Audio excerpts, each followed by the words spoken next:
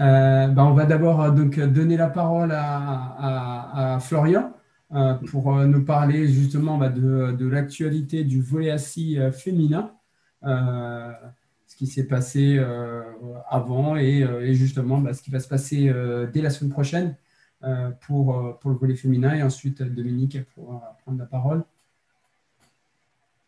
Merci, merci de me donner la parole. C'est une belle initiative, je trouve, que de commenter ces actualités et ça prouve bien que le volley assis rentre dans le paysage des volleys, de tout le volley. C'est extrêmement intéressant. On vit une période charnière dans l'histoire de ce sport et que c'est plutôt intéressant. Ce que va vivre l'équipe féminine, c'est l'entrée sur sur la scène internationale. On sera accueilli chez Pierrick dans son club. C'est-à-dire que Pierrick, lui, est le premier arbitre français international de l'histoire du volley assis et il va permettre à ce que pour la première fois en France, pour une équipe féminine, il puisse y avoir une entrée sur la scène internationale et ce sera peut-être même la première fois en France que du volley assis sera diffusé sur une chaîne puisque normalement on devrait être sur Sport en France. Donc une grande première pour ce sport, très intéressant de voir ça.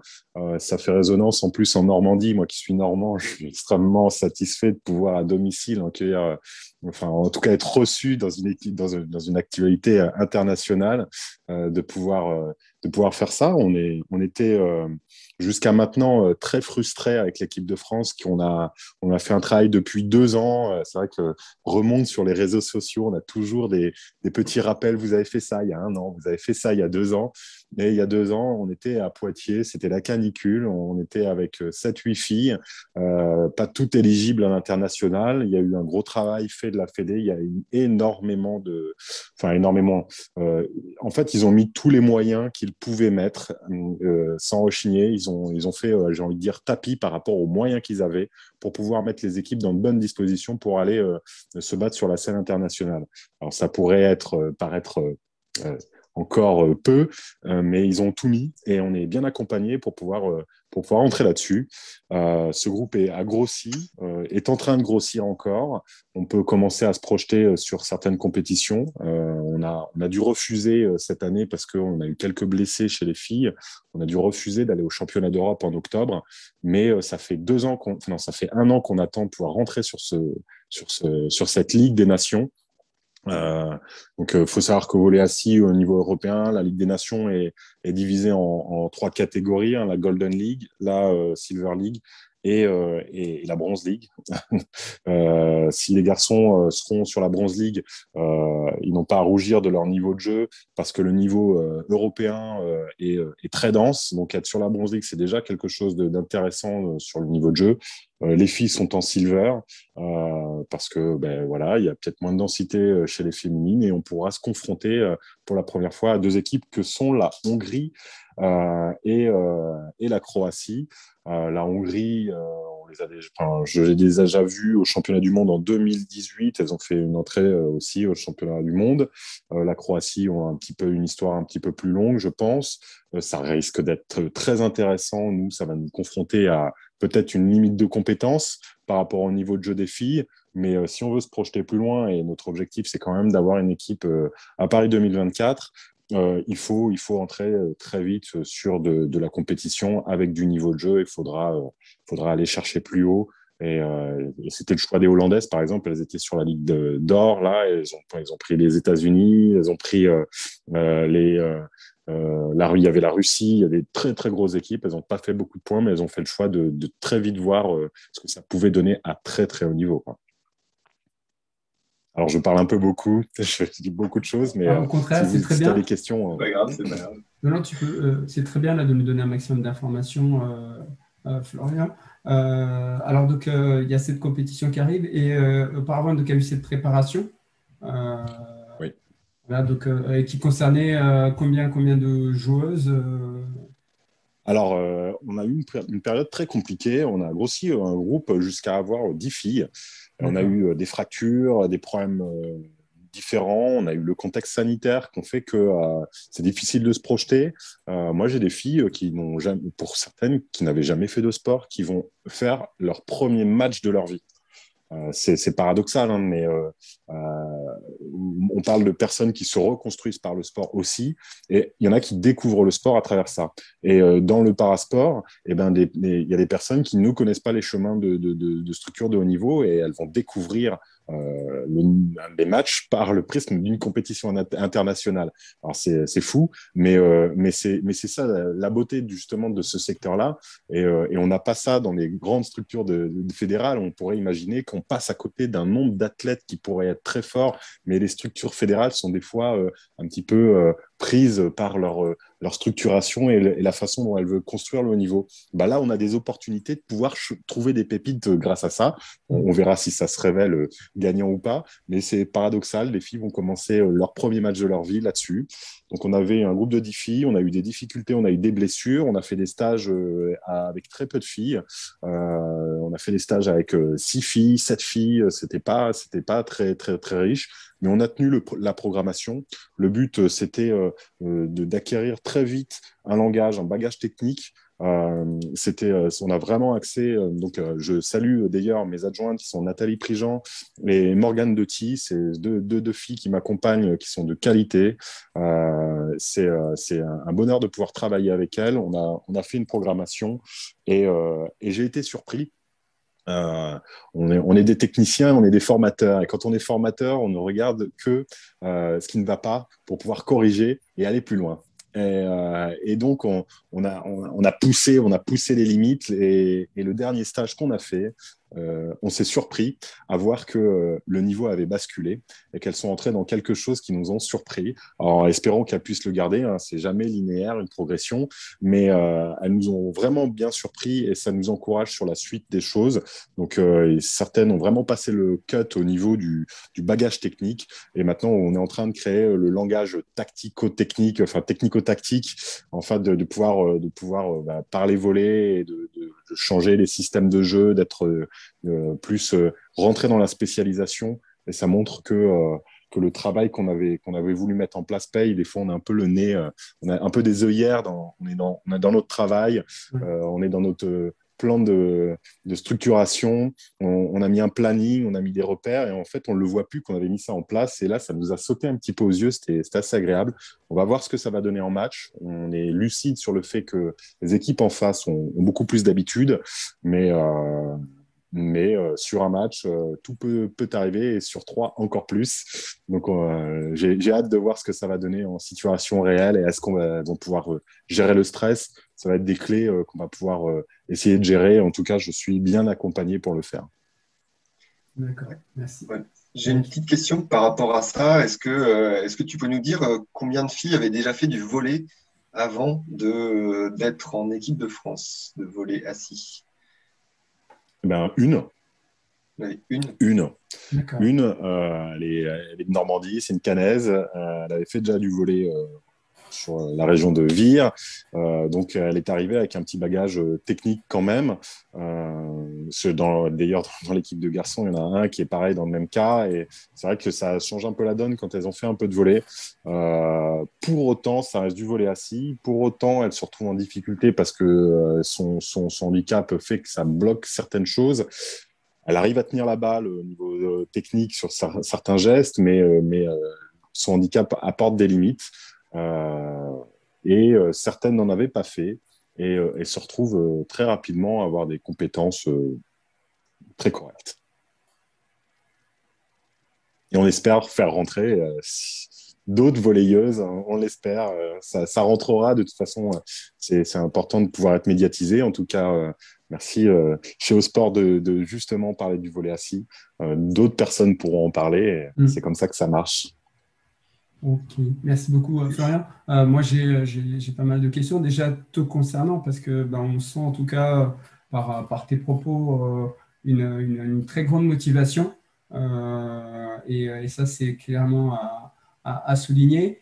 C'est justement savoir un peu qu'est-ce qui fait que tu t'es lancé dans cette activité du volley assis. Je pense que tu connaissais aussi malheureusement le retard que la France a sur les autres nations. Mais tu t'es lancé quand même et tu as toujours cette grande motivation. C'est quoi les clés? Qu'est-ce qui fait que tu as envie de t'investir Alors, la clé, c'est déjà, je suis un passionné, j'aime le sport. Je me suis toujours impliqué, que ce soit dans mon club, hein, quand j'étais jeune volleyeur, j'étais très vite dans l'association. Après, quand j'étais joueur, alors j'ai été blessé très rapidement. J'aurais pu, j'étais sportif de haut niveau très jeune, mais c'était de la danse classique.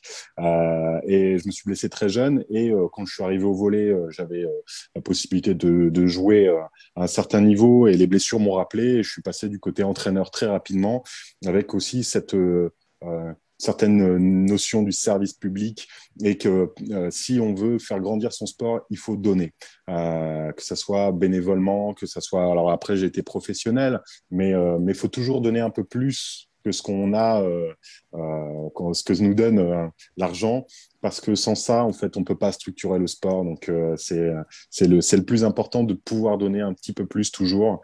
Et j'ai ça en moi. Ça fait partie de mon ADN. Après, avec le volley assis, c'est une histoire incroyable. Je la raconte toujours comme ça. C'est les volcans d'Islande qui m'ont permis d'être là où je suis dans le volley assis. En fait, la Ligue de volley de Basse-Normandie à l'époque faisait les volleyades, organisait les volleyades à Caen. Et c'était à l'époque où le CNDS, en fait, les fonds de je ne vais pas y arriver, pourtant c'est l'argent. Ouais. Voilà, ce sont les subventions qui sont apportées pour les associations. Hein.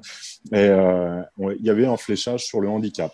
La Ligue de Normandie a fait le choix justement de faire du handicap et ils ont dit mais qu'est-ce qu'on va pouvoir faire pour les volleyades. Ils ont fait venir une équipe de Croatie, une équipe de Bosnie-Herzégovine. Hein. C'était un peu, je compare ça au Barça Real de ce sport-là à l'époque. Hein. C'était Zagreb contre Zavidovici du très très haut niveau. Le président de la Fédé mondiale de volley assis et il devait faire venir l'entraîneur de l'équipe d'Allemagne de volley assis. Et moi, c'était Florian, un petit peu le couteau suisse. Voilà, je suis très accueillant. Tu vas faire venir du monde, on va faire venir des personnes en situation de handicap, tu leur fais découvrir un peu le volley et puis ça va faire une bonne sauce et il devait y avoir un colloque. Sauf que les volcans d'Islande n'ont pas pu permettre à l'entraîneur d'Allemagne de décoller, de prendre son avion. Il n'a pas pu venir. Et du coup, le président de la Fédé mondiale m'a dit écoute, Florian, il faut qu'on fasse le colloque. Moi, je t'ai vu pendant 4 jours, 5 jours. Tu vas le faire. C'est toi qui vas animer le colloque et on en reparle. Et j'ai animé ce colloque alors que j'avais à peine quelques jours de volley assis dans les pattes. C'était paradoxal parce que je me retrouvais devant moi avec les personnes qui m'avaient donné mon brevet d'État quelques années avant, à me retrouver en situation d'expertise par rapport à eux. Je vais vous apprendre ce sport-là alors que je l'avais découvert il y a très peu de temps. Et suite à ça, le président de la Fédé m'a dit écoute, Florian, ça ne se développe pas en France. Il y a quelques freins. Voici les freins. Il m'en a expliqué quelque chose. Il y avait 20 ans de retard par rapport à certains pays. Par contre, si tu le veux bien, je te nomme référent national pour le volley assis et à toi de pousser les portes, à toi de voir les choses. On était en 2010 avec une espèce de feuille de route. Et depuis, je sais pas, par passion et par respect de l'objectif, toutes les cases ne sont pas encore cochées. Et tant que tout ça n'est pas coché, j'irai jusqu'au bout de la mission. Et ça m'a emmené beaucoup plus loin que je ne le pensais, parce que maintenant, voilà, hein, ça s'est très, très lourdement structuré, notamment à travers Christelle Bernoux, qui a fait un travail incroyable de récupérer aussi les délégations. Elle a poussé beaucoup de portes. Elle a pris beaucoup sur elle pour faire cette mission-là.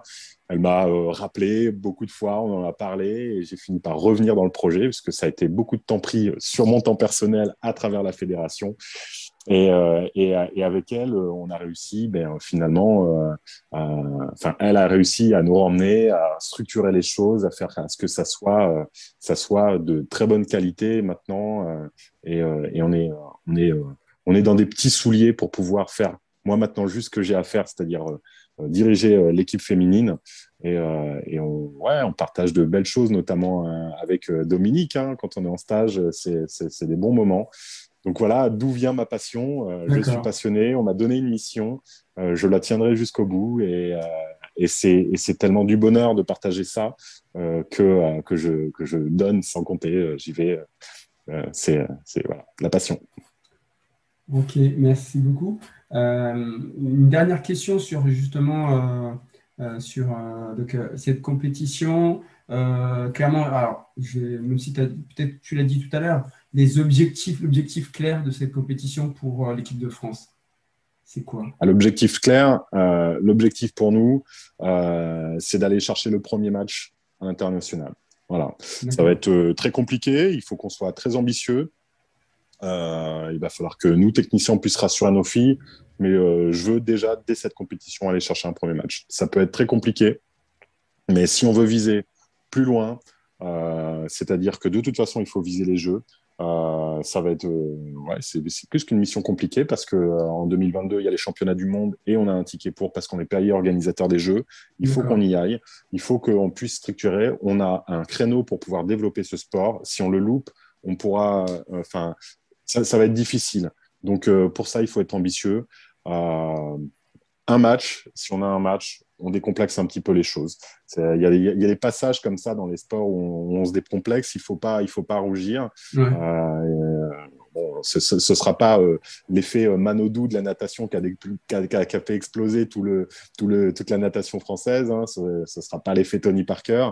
Mais il y a des petits déclics comme ça dans les sports et j'aimerais bien qu'on ne le loupe pas déjà dès maintenant. Voilà. Je sais que c'est ambitieux, on ne se rend pas compte vraiment, mais voilà, d'aller chercher ouais, ce sera quand même jouer la 6e, 7e place européenne au niveau volley assis. Ouais. Et c'est important parce que jouer ces places, ça rend de la crédibilité au niveau du projet. Et ça permet d'accompagner quand même, d'être accompagné par des financeurs, des gens qui pourront faire rentrer un peu et accompagner le projet. Et plus on est accompagné, plus on peut être ambitieux, plus on est encadré, plus on peut porter les joueuses aussi et elles pourront l'être parce qu'il n'y a qu'avec les résultats que le soutien arrive. Donc, il faudra être dur et ambitieux. Ok. Un grand merci, Florian, pour cette belle présentation. Donc, j'avais déjà demandé à Christelle, donc effectivement, normalement, alors, les matchs devraient effectivement diffuser sur Sport en France, c'est bien ça. Tout à fait. Et donc, commenté en plus par, je crois, c'est Hélène Grock C'est ça. et Emmanuel Turpina. Emmanuel, en plus, voilà. Donc, ça va être super.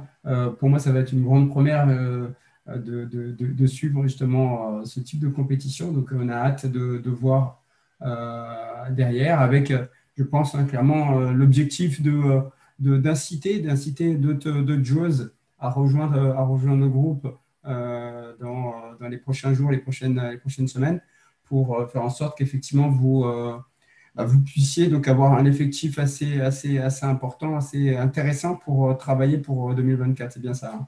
Ah bah c'est exactement ça. C'est exactement ça. Alors, c'est vrai qu'avec le petit enjeu hein, d'être diffusé, c'est tout plein de petites choses. C'est vrai que c'est quelque chose qu'on nous met derrière. C'est de la confiance que la DTN a pu porter quand elle m'a demandé si je voulais porter l'équipe jusqu'à Paris. Hein, c'était une fierté. Je pense que ma première Marseillaise, je vais la vibrer. Ça va être un petit moment sympathique. Je vais essayer de garder toute l'émotion et rester humble par rapport à ça. Mais je ne bouderai pas ma fierté d'être là à ce moment-là. Et ce sera un moment clé pour ce sport d'être diffusé. Et j'espère que tu pourras aussi l'apprécier. En tout cas, En tout cas, le suivre. on va suivre. Voilà, Euh, on va suivre et après, donc, on verra aussi si on peut relayer, hein. On l'a fait il faut. sur les autres zones qui ne captent pas Sport en France. On a relayé le live et donc je pense qu'on va faire la même chose aussi. On va le relayer aussi dans les différents groupes, que ce soit dans l'océan Indien, parce qu'il y a pas mal de zones qui sont à fond, qui sont passionnés par le volleyball et qui aimeraient voir aussi. C'est une super Christophe, initiative de faire ouais. ça. Ouais. Christophe qui nous a rejoint, tu as peut-être une petite question à poser à Florian? Ouais, je suis désolé, j'arrive de mon repas du midi, c'est qu'on est décalé, nous, au Canada. Florian, en tout cas, j'écoutais, je voulais juste dire que moi, le football assis, j'adore ça. J'adore ça, ça va très, très vite. Volley assis. Le football assis. Le volley assis, on appelle ça comment ils appellent ça ici au Canada? C'est un peu différent, mais bon, le volley assis. Sitting volleyball. Voilà, quelque chose comme ça. Et ça va très, très vite. C'est super dur pour les statisticiens et il y a énormément de rallyes, mais c'est à fond la caisse. Moi, j'avais une question sur la stratégie parce qu'en fait, je me demandais si la stratégie sur le game plan, le plan de jeu que tu fais, c'est la même chose que pour le volleyball debout, tu sais, où tu as les centraux qui bougent, etc., etc. Est-ce que c'est vraiment un match-up entre le départ est très important, je sais qu'il y a les blocs sont super importants. Est-ce que c'est une stratégie avec laquelle tu discutes avec le volleyball debout ou c'est totalement différent?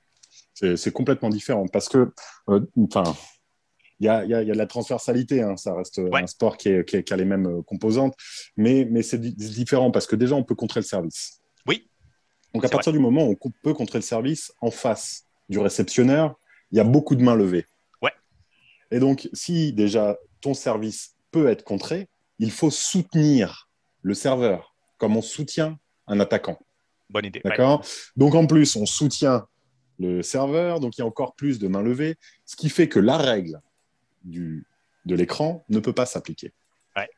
Donc, stratégiquement, si tu es assez intelligent, tu te dis, on va mettre une forêt de mains devant la personne sur laquelle on va servir. Et donc, il faut se mettre des stratégies comme ça. Et ça, tu ne peux pas le faire au volley. Donc, c'est complètement différent. À partir de ce moment-là, c'est vrai que si on arrive à entrer là-dedans, on va récupérer des ballons faciles et pouvoir contre-attaquer derrière. Donc, il faut avoir cette qualité-là et pouvoir le faire. Maintenant, il faut pouvoir le faire et après, ça doit jouer rapide. Mais si ça joue rapide, le problème, c'est le déplacement. Et le déplacement ne se fait pas de façon classique. D'autant plus que certains handicaps ne permettent pas de pouvoir se déplacer très rapidement. Donc, on va voir chez certaines équipes des ballons qui sont levés finalement très haut pour donner le temps aux attaquants de pouvoir se déplacer rapidement, être bien sous la balle, alors que en fait, faudrait quasiment jouer tout tendu, très rapide, déborder tout le monde tout le temps.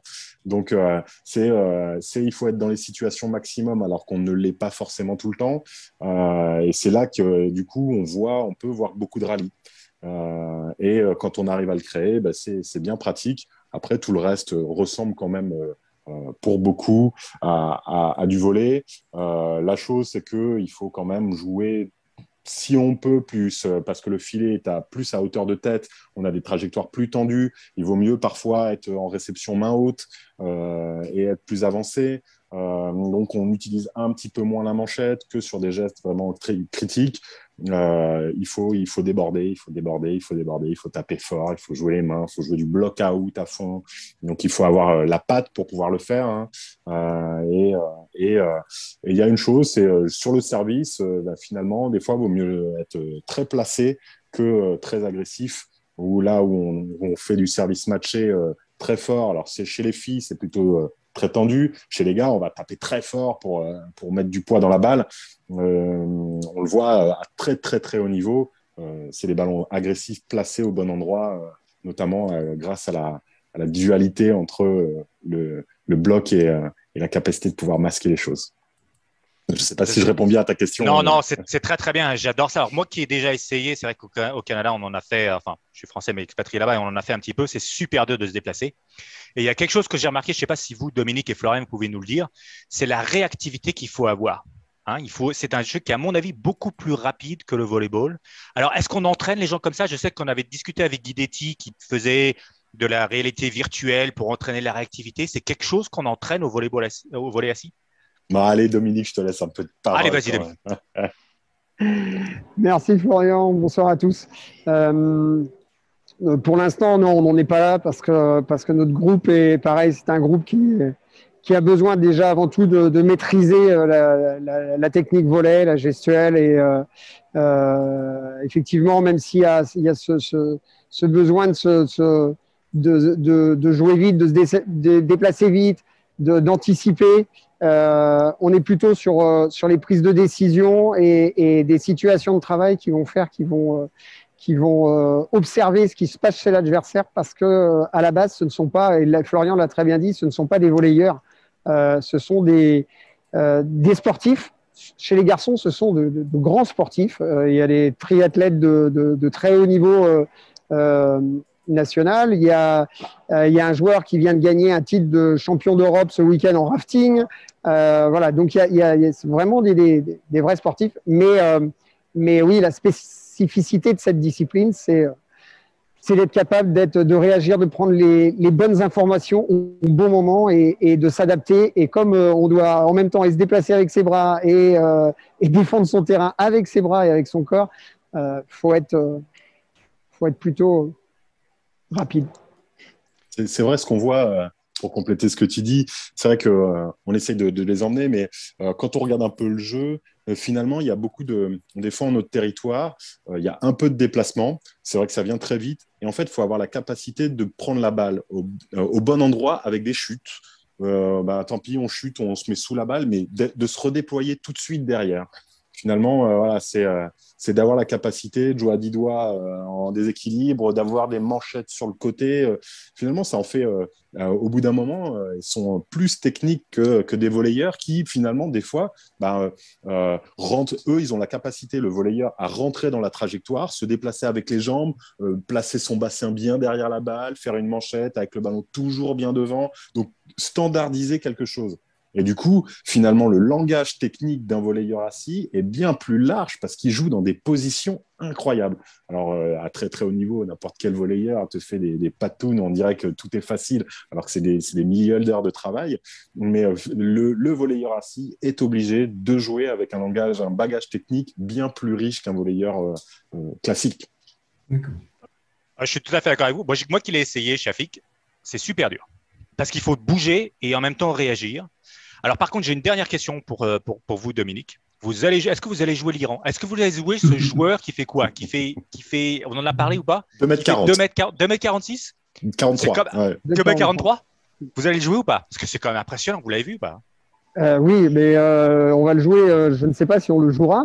On ne le jouera pas toujours à la National League qui aura lieu à Lyon en septembre, mais pourquoi pas au jeu, pourquoi pas s'il est toujours dans l'équipe iranienne. Oui, ils seront sûrement au jeu qualifiés sans aucune difficulté.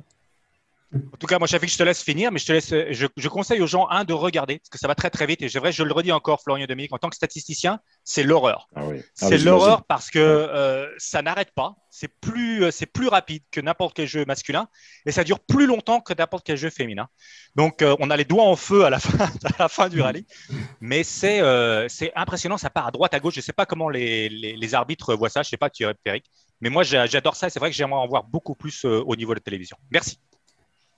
Merci Christophe. Merci. Dominique, on va continuer. Merci beaucoup Florian, tu peux rester sans problème. Non, mais je vais devoir vous laisser. Ok, pas de souci. Je sais effectivement, c'était chronométré.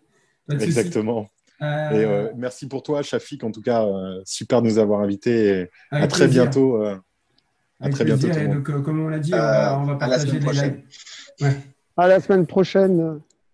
Dominique, pour revenir à l'équipe de France masculine, est-ce que tu peux nous parler un peu de ce qui s'est passé, qu'est-ce qu'il y a eu comme projet là cette semaine, parler un peu de l'effectif, parler aussi du futur de cette équipe de France masculine. Ouais, l'équipe de France, on sort d'un stage là, tout juste. Vous le voyez, je suis dans le hall de gare. Là, à Montparnasse. Montparnasse, exactement. On vient de faire 3 jours de stage à Vichy, dans notre petit Clairefontaine à nous, là, qui nous accueille tous les mois pour préparer cette équipe. Et les objectifs, c'est la Ligue à Lyon au mois de septembre, la Bronze League, comme l'a précisé, avec les Anglais, avec la République tchèque, la Grande-Bretagne, la République tchèque et l'Estonie. Ce sera du 17 au 19 septembre. Et viendra ensuite au mois d'octobre les championnats d'Europe en Turquie, à Kemer. Ce sont 2 compétitions qui sont extrêmement importantes pour la viabilité de notre projet parce que ces compétitions vont nous permettre d'une part d'essayer de marquer des points au ranking et puis de montrer que la France a vraiment et la fédération a vraiment envie de s'investir dans cette discipline. Voilà. D'accord.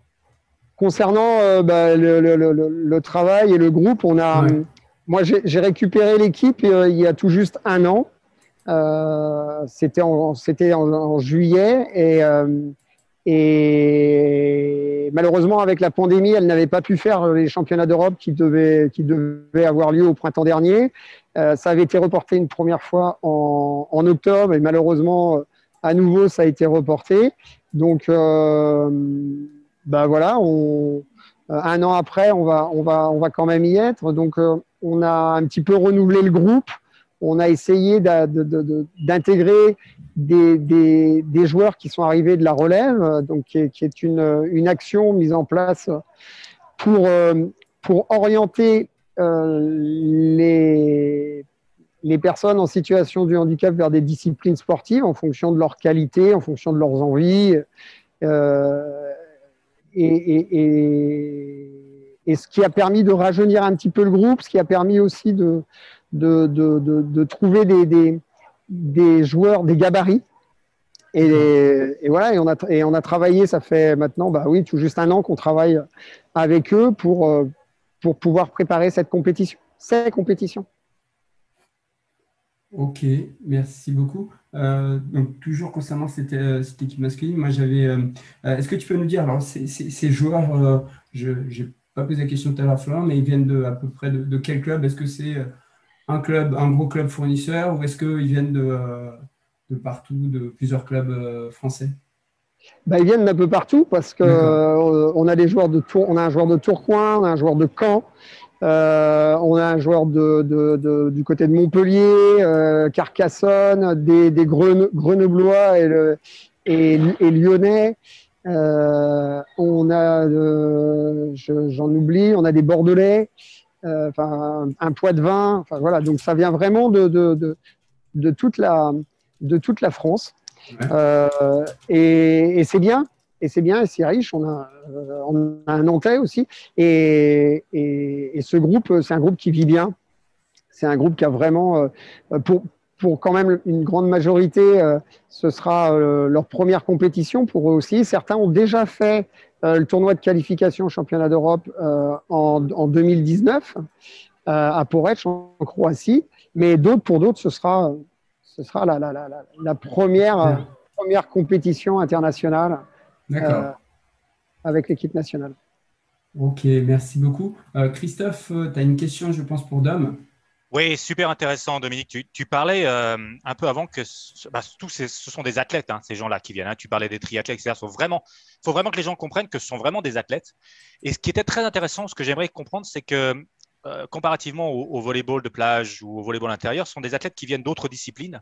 Oui. Est-ce qu'il y a une possibilité d'apprendre avec eux? Autant que toi, tu leur apprends le volleyball, c'est d'apprendre de eux, de leur sport sur lequel ils ont un athlète, en disant, on pourrait faire un exercice comme ça, etc. Est-ce qu'il y a un échange comme ça ou est-ce que c'est plutôt leur apprendre le volleyball? Tu vois ce que je veux dire? Oui, je vois un peu, je pense comprendre. Alors, il y a beaucoup d'échanges sur la préparation athlétique. Ouais, d'accord. Ça, on fait beaucoup d'échanges. En plus, c'est un petit peu mon dada, moi, de mon côté. Donc, il y a beaucoup d'échanges là-dessus, que ce soit par rapport à la discipline volley, mais aussi par rapport aux autres disciplines qu'ils peuvent pratiquer. D'accord.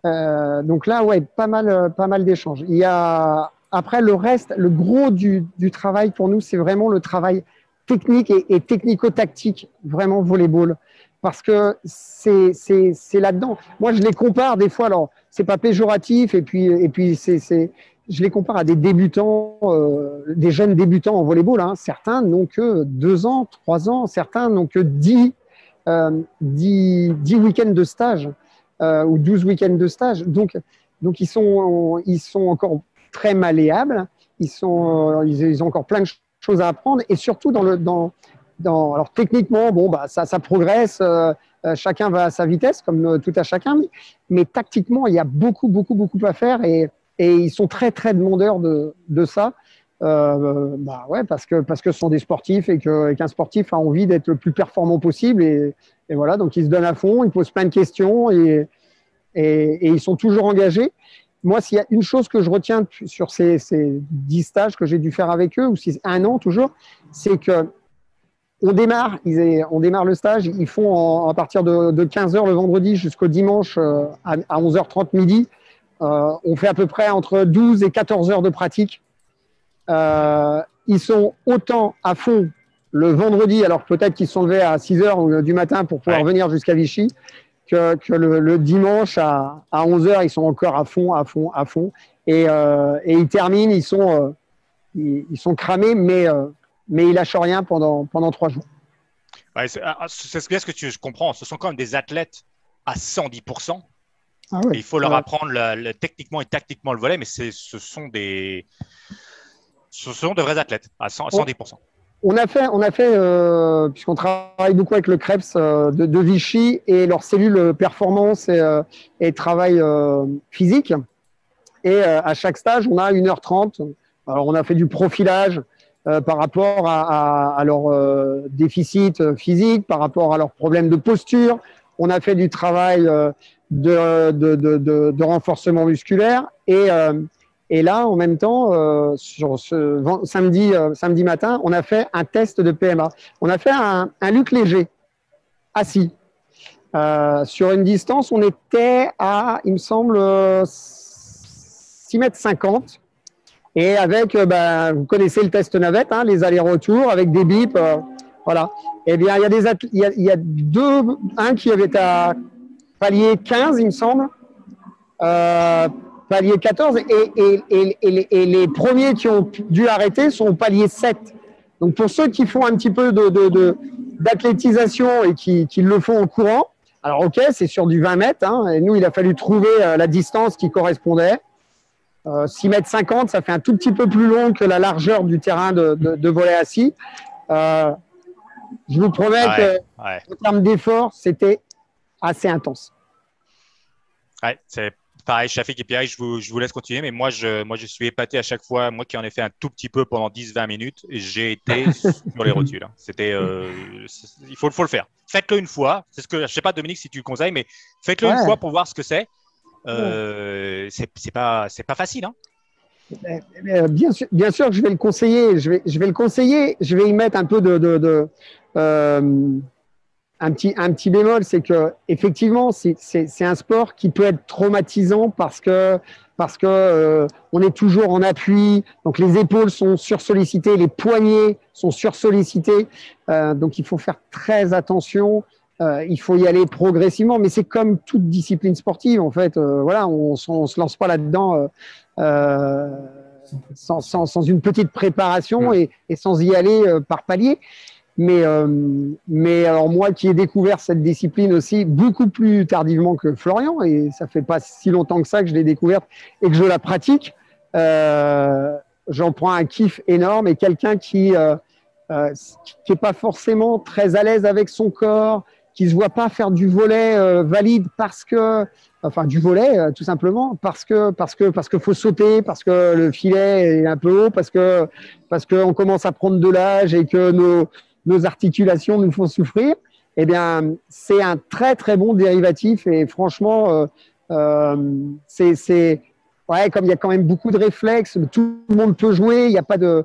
Voilà, la balle, elle va remonter, il y a moins de risque de rupture tout de suite, comme ça peut être le cas sur du volley garçon à un niveau, même ne serait-ce que régional ou national 3. Quoi. Voilà. Ok. Merci beaucoup. Dominique, on a encore quelques questions. Pierrick, quelques questions pour toi. Déjà, premièrement, si là, c'était votre dernier stage, ou alors cet été, vous avez encore un programme un petit peu chargé, où tu les laisses tranquilles jusqu'à la Bronze Nations League? Non, on a encore un stage. On a encore un stage en août 2022 à Arnes. Cette fois-ci, on délaisse notre camp de base. On va à Arnes, ce qui va nous permettre, j'espère, de trouver aussi de l'opposition, parce qu'on a besoin, malheureusement, avec la crise sanitaire, on n'a pas pu faire d'opposition.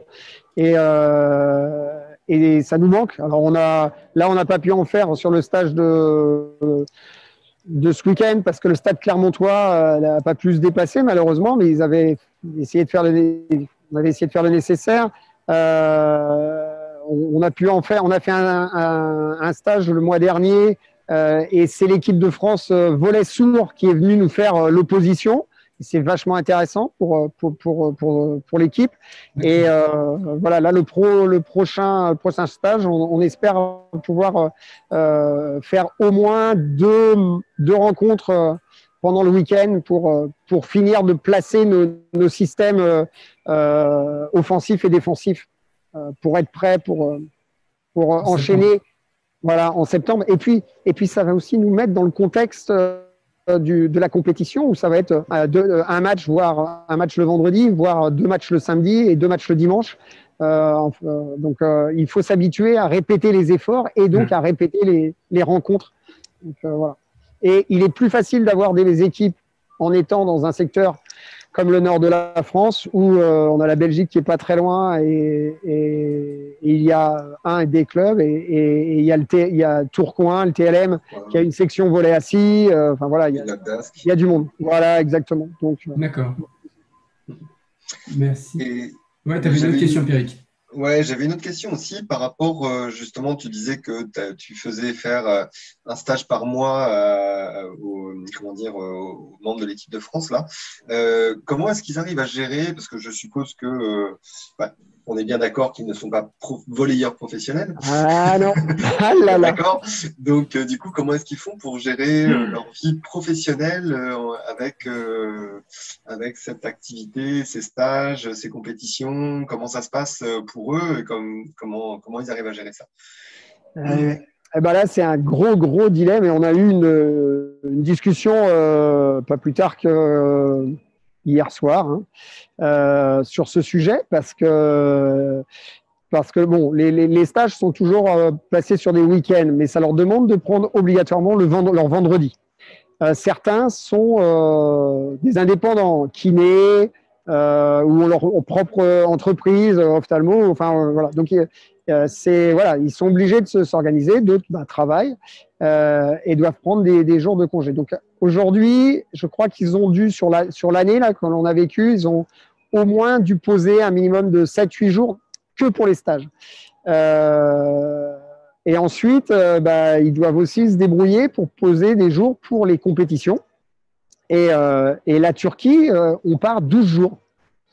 Parce que entre le vol, évidemment, après arriver sur place, il y a la réunion technique, mais il y a aussi la validation des joueurs. Et par rapport à leur handicap, il faut qu'ils soient vus par des classificateurs, comme ils appellent ça, pour voir s'ils ont le droit de jouer ou pas, et dans quelle catégorie ils vont se retrouver.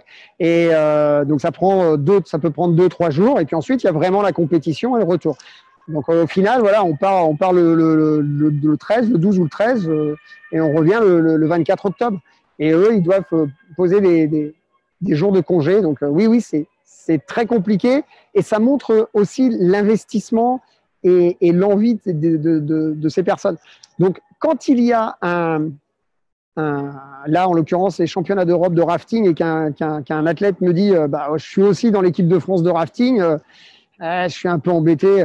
Je dis va faire ton rafting une fois et puis tu feras un stage après. Voilà, on essaye de trouver des arrangements. S'il y en a un qui travaille et qui peut vraiment pas se libérer, voilà, ça libère une place pour tester un autre joueur, par exemple, faire venir un autre joueur qu'on n'a pas vu depuis longtemps, ou un joueur qui avait été blessé. Mais voilà, la plupart du temps, quand même, ils répondent présents systématiquement à chaque stage. Ok, merci. Merci Pierrick. Dominique, je sais que pareil, il y a ton train qui ne va pas tarder, mais moi je voudrais savoir, parce que tu es connu, tu es plus connu, en tout cas tu étais plus connu sur la partie salle, tu es entraîneur de Quimper. La grosse différence entre effectivement volley salle et le volley assis. Et après, surtout, moi, c'est savoir qu'est-ce qui a fait que tu as accepté ce poste de devenir entraîneur de l'équipe de France de volley assis. Quels éléments, c'est un peu la même question que j'ai posée tout à l'heure à Florian, savoir un peu la motivation. Qu'est-ce qui a fait que tu as fait ce choix? Alors, déjà, ex-entraîneur à Quimper. Oui. Voilà, je suis parti maintenant, mais bon, c'est pas grave. Mais c'est grâce à ce club, en fait, que je bascule petit à petit vers le volley assis, et que j'ai basculé vers le volley assis. Il y a 2 ans, la personne qui gérait, Simon Brun, qui gérait la section volley assis au sein du club de Quimper, est parti du côté de Belfort. Et moi, comme je me retrouvais entraîneur adjoint de l'équipe élite, j'avais un peu plus de disponibilité et je me suis dit, tiens, pourquoi pas, il faut que j'aide le club, je vais reprendre cette section qui s'entraînait à ce moment-là une fois par semaine, parce qu'il y avait des gens que je connaissais à l'intérieur qui pratiquaient, que je connaissais, et puis oui, j'avais envie de tester. Et tu ne peux pas arriver et prendre une section comme ça sans être passé par au moins un week-end de formation. Et j'ai retrouvé un ami de longue date, Emmanuel Turpina et Christelle Bernoux en formation à Blois. Pareil, Christelle que je connaissais depuis très longtemps au niveau de la Fédé, puisqu'on avait fait de la détection nationale féminine au début des années 2000. Et voilà, et je suis sorti de ce week-end de stage. C'était passionnant. Ils m'ont accroché. J'ai dit je vais tout donner sur le club pour que cette section elle se développe, elle prend de l'ampleur et puis qu'on avance. Et voilà, on est passé à 2 séances par semaine. On est 17 licenciés. C'est pas beaucoup, je sais, mais c'est déjà ça. On a eu un label niveau 3 de la fédération, qui est le label le plus haut. Et vraiment, il y a une dynamique, et ça a lancé une dynamique. Et donc, moi, je me suis pris au jeu. Et puis, quand la fédération, via Axel Guiguet, m'a contacté pour accompagner le projet, évidemment, je ne pouvais pas rester insensible à sa demande. Et voilà. Et grâce à mes dirigeants qui m'ont permis de me libérer et de pouvoir mener de front les 2 projets, j'ai accepté ce pari de suivre cette équipe de France au départ. Pour jusqu'au championnat d'Europe octobre dernier. Et puis, voilà, les championnats d'Europe ont été repoussés. On m'a proposé de rester et de poursuivre jusqu'à le plus longtemps possible. Enfin, le plus longtemps possible. Rien n'est jamais acquis, ni on ne peut pas dire comment ça se terminera. Mais évidemment, le projet, c'est d'aller jusqu'au Jeux Para de 2024. Ok, merci beaucoup. Alors, il y a une toute petite dernière question. Après, moi, j'ai aussi une demande. Christophe, tu poses la question. C'était une question qu'on a déjà posée. Tu avais déjà complété pour la fin tout à l'heure, ou je la pose, Christophe? Je la pose? Vas-y, Chafik. C'est juste savoir, est-ce que sur le plan européen, ce que tu disais tout à l'heure par rapport à la non-professionnalisation du volley assis, est-ce qu'on retrouve pareil dans les autres nations sur le plan international? Est-ce que pareil, ça reste amateur et donc les joueurs, ou est-ce qu'il y a des nations où c'est vraiment professionnalisé? Alors, je manque un peu de recul par rapport à ça, et je pense que les 2 compétitions dans lesquelles on va participer, ça va me permettre aussi d'avoir un peu plus de connaissance du niveau international et du niveau mondial pour voir comment fonctionnent aussi les autres nations, malgré ce qu'on peut voir dans via YouTube, via les vidéos, via la communication des fédérations. Ça reste quand même beaucoup amateur. Voilà. À la différence, par exemple, du basket fauteuil où des joueurs en Allemagne, par exemple, sont payés pour pratiquer cette discipline. Donc voilà, le volley assis, pour l'instant, j'ai pas d'écho comme quoi il y aurait des joueurs professionnels dans d'autres.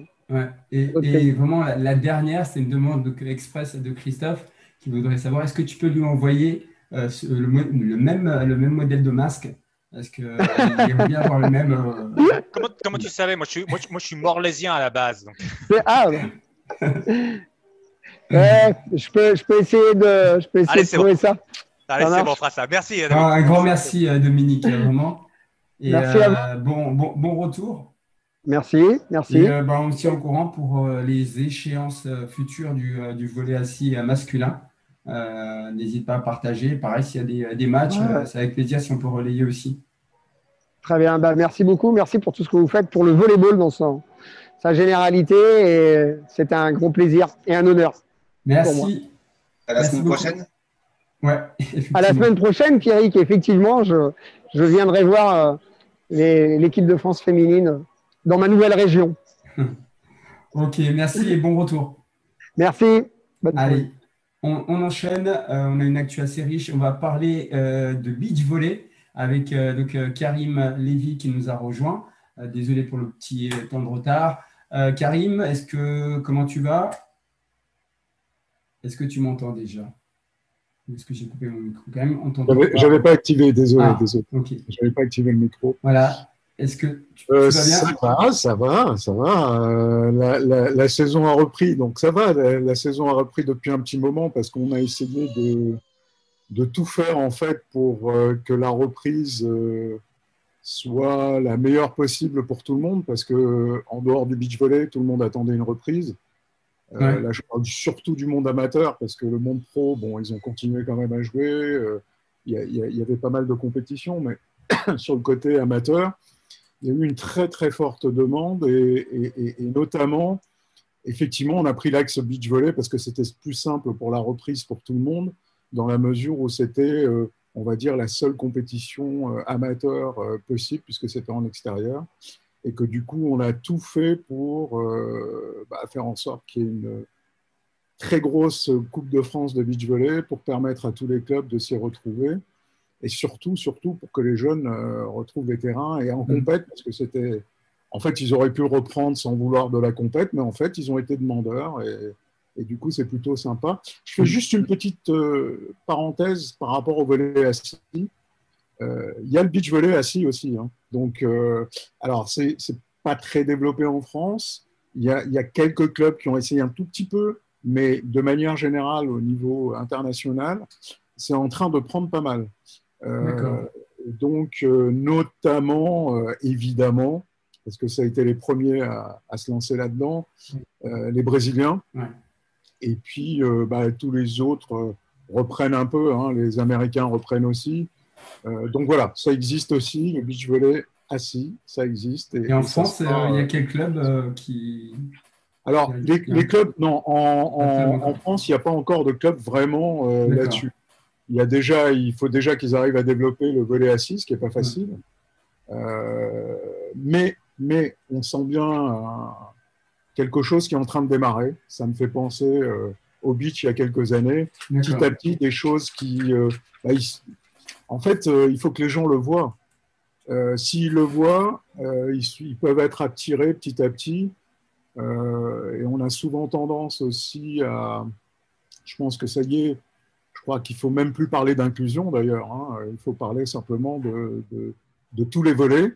Et c'est vrai que le volley assis en fait partie et que c'est en train de se développer. Donc le beach volley assis arrivera. Comme le volley sourd, il y a aussi le beach volley sourd. Il joue aussi au beach volley. Il n'y a pas de frontière en fait sur la pratique, on va dire. Et je pense que c'est comme ça qu'il faut voir les choses. Il y a tous les volets, voilà, et à chacun d'en profiter comme il a envie et d'en prendre plaisir. Quoi. Ok. Voilà. Juste avant de… Si je ne dis pas de bêtises, le beach para-volley sera en 2028 à Los Angeles. Oui, tout à fait. Justement, c'était ça. Isabelle Collot qui vient de préciser également sur le chat.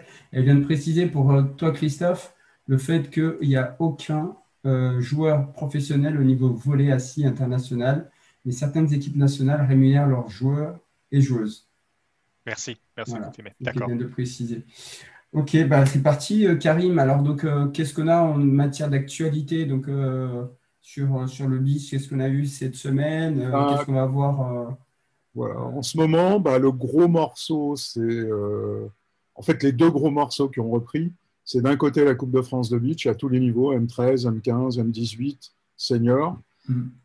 Pardon. Et de l'autre côté, on a le France Beach Volley Series, qui est le circuit français là, un peu plus compétitif, plus évidemment senior, même s'il y a des jeunes qui sont en train d'arriver sur le circuit.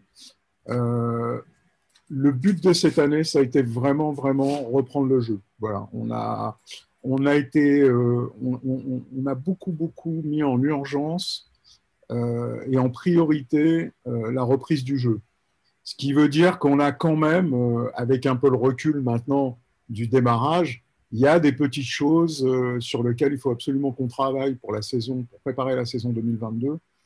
Je donnerai quelques petits exemples. Un premier exemple, je pense qu'il faut qu'on soit plus pédagogique sur ce qu'est la Coupe de France de beach volley, parce que beaucoup de clubs la découvrent et ne connaissent pas trop, et donc ça devient un peu compliqué. À savoir que notre plus grosse difficulté, ça a été de trouver des terrains, parce qu'en fait, il est vrai qu'il y a beaucoup de terrains de beach, mais encore faut-il qu'ils soient animés et qu'ils appartiennent à des clubs qui reçoivent. Alors, un petit peu, les clubs novices arrivent en disant oui, moi je reçois, sauf qu'ils n'ont pas de terrain. Donc, c'est toujours un peu compliqué de recevoir quand on n'a pas de terrain. On n'est pas dans l'exemple de la salle, où la salle, on a des terrains homologués. Chaque club doit apporter un terrain. Au beach, on n'a pas ça. Les terrains, d'abord, ne sont pas homologués dans le sens officiel du terme, comme ça l'est en salle. Et de l'autre côté, les gens nous disent on a un terrain, et en fait, on se rend compte avec la compète aidante qu'en réalité, le terrain n'est pas optimum pour de la compétition, parce qu'il faut rester quand même sur le principe qu'une Coupe de France, ça reste de la compétition. Voilà. On a aussi beaucoup de clubs qui, au fur et à mesure de la compète, finissent par être forfaits à un tour, par exemple. Alors, bon, on a beaucoup de clubs qui sont comme ça, parce qu'on est encore un petit peu dans ce paramètre de reprise un peu incertain. On n'est pas encore... le club ne fonctionne pas forcément comme il fonctionne d'habitude, avec tous ses dirigeants, toute l'organisation autour. Et donc, on a quasiment toutes les semaines, on est en train de refaire les tableaux, retravailler sur les tableaux. La commission, il y a vraiment 8 personnes. Et je tiens à saluer tous ceux qui travaillent à la fois sur la partie organisation de la Coupe de France et ceux qui travaillent sur le France Beach Volley Series. Parce que c'est un gros travail d'organisation. On n'a jamais eu autant de clubs inscrits en Coupe de France de beach, donc faut le savoir. Alors, on n'est pas dupe non plus, hein. La salle n'ayant pas de compétition, ça a été aussi une soupape, hein, et tant mieux, mais au moins ça nous permet de montrer à tous les clubs, y compris de salles qui n'ont jamais encore testé le beach volley, de ce qu'est le beach volley, de ce qu'est la compétition de beach volley. Surtout que là, on est dans un système vraiment de clubs, un peu comme la Coupe Davis, on va dire. Il y a une équipe 1, il y a une équipe 2 qui se rencontrent. Et si jamais on est à 2-0, il y a un des deux clubs qui a gagné. Si on a 1-1, il y a un golden set qui va un petit peu décider de la victoire. Donc, on se retrouve un peu dans ce système Coupe Davis, qui est en même temps le système de la Continental Cup, donc au niveau international, où l'idée, c'est on joue en club. Voilà. Alors que le France Beach Volley Series, on est vraiment, j'y vais en individuel. OK, je suis une équipe de 2, mais chaque joueur peut jouer avec n'importe qui d'un autre club. Et du coup, on a plutôt un classement individuel, même si à la fin, il y a bien un titre de champion de France. Voilà. Donc, donc, on est en non-stop jusqu'à fin septembre, quasiment, puisque le championnat de France aura lieu à Arles du 23 au 26 septembre. Superbe, parce que ça va être vraiment très beau. Une belle finale, un beau championnat de France dans les arènes d'Arles. Ça va être quelque chose qui va être fantastique. Ça sera télévisé, hein, donc on donnera les détails. Mais ça sera télévisé, ça sera en direct, et je pense que ça vaut le coup d'avoir cette finalité pour montrer que le volley vit sous toutes ses formes. Ok. Merci. Par rapport à la Coupe de France jeune, donc il y a déjà donc, des phases finales Oui, la les semaine prochaine, c'est M13. ça? Voilà, il y a les D'accord. M13 qui déjà vont être dans les phases finales. À Donc les l'Escar. phases finales auront lieu à l'Escar. Voilà. Et, Alors, alors, alors, je vas-y, suis vas-y. désolé. En comparaison par rapport au volley de salle, c'est combien d'équipes sur une phase finale, j'ai envie de savoir. Ah, sur une phase finale, on a 12 équipes, 12 équipes, ok. 12 collectifs, en fait. 12 collectifs, il faut se rappeler pourquoi on dit collectif, parce que un collectif est composé de plusieurs équipes. Alors, à noter que sur les M13 et sur les M15, il y a eu une originalité cette année. Alors, tout à l'heure, je parlais de, comment on appelle ça, de euh, Golden Set. Oui. Là, il n'y a pas de Golden Set en M13 et en M15 parce qu'en fait, il y a 3 matchs à faire obligatoirement. Donc, il y a 2 matchs de 2-2 et un match de 4-4. Alors, ça a un peu perturbé à la fois des gens de la salle et à la fois des gens du beach, qui ne font que du beach. Mais en fait, on est parti de la volonté de donner vraiment du temps de jeu à tout le monde et surtout de ne pas faire porter, alors c'était un test hein, évidemment, de ne pas faire porter à un collectif ce Golden Set. J'ai plein de questions, Karim. Bonsoir. Bonsoir. Alors moi, je suis expatrié au Canada. Le Canada, le volleyball, le beach volleyball au Canada, c'est une folie. Il faut le savoir, c'est une folie. Il y a beaucoup plus de spectateurs à regarder le beach volleyball que le volleyball, surtout avec Pavan et Oumana Parales, qui sont numéro 1, et puis Bransley Brady, que je connais. Et puis moi, j'ai la chance ou la malchance d'entraîner avec un ex-olympien, Mark East, qui était un beach volleyball. Oui, Donc, oui. je mange du beach volleyball tout le temps. J'en vois au NCAA aux États-Unis ce qui se font. Et moi, je trouve que c'est une discipline. D'abord, on a tous démarré avec le 9-9, puis on est devenu au 8-8 et au 7-7. Alors moi, j'ai beaucoup de questions pour vous, Karim. Premièrement, est-ce qu'il y a des championnats internationaux pour les M15 et les M13? Parce que ici, je vais vous lancer, mais ici au Canada, c'est énorme le nombre de M13 et M15 qui font du beach volley, mais tous les week-ends, et ce sont des tournois après tournois tous les week-ends. Est-ce qu'il y a quelque chose qui peut se passer entre emmenant les M15 et les M18 pour pouvoir faire des tournois internationaux ou pas? Alors, malheureusement, on va dire les tournois internationaux sont régis par la FIVB ou les confédérations qui existent. Donc, oui, chaque confédération organise. Alors, c'est un peu particulier parce qu'on n'a pas les mêmes, en tout cas, on n'a pas les mêmes références de classe d'âge en France qu'on l'a sur le niveau européen et qu'on l'a sur le niveau mondial. Puisque nous, on parle de M, et M pour nous, c'est maximum, alors que M, la traduction au niveau international, c'est under, donc c'est moins. Donc il y a un peu cette. Mais en dehors de ça, il existe des championnats d'Europe, par exemple, pour parler de l'Europe, mais ça existe aussi en Norseca, ça existe aussi en Asian Confederation, exactement, dans tous les continents. Il y a le championnat. Alors, M13, il n'y a pas. Par contre, il y a l'équivalent d'M15 et l'équivalent de M19, on va dire, et l'équivalent de M20. Voilà. Il y a ces tranches d'âge. Il y a 3 tranches d'âge, en gros, en termes de championnat du monde et en termes de championnat continental, on va dire, pour ne pas parler que de championnat d'Europe.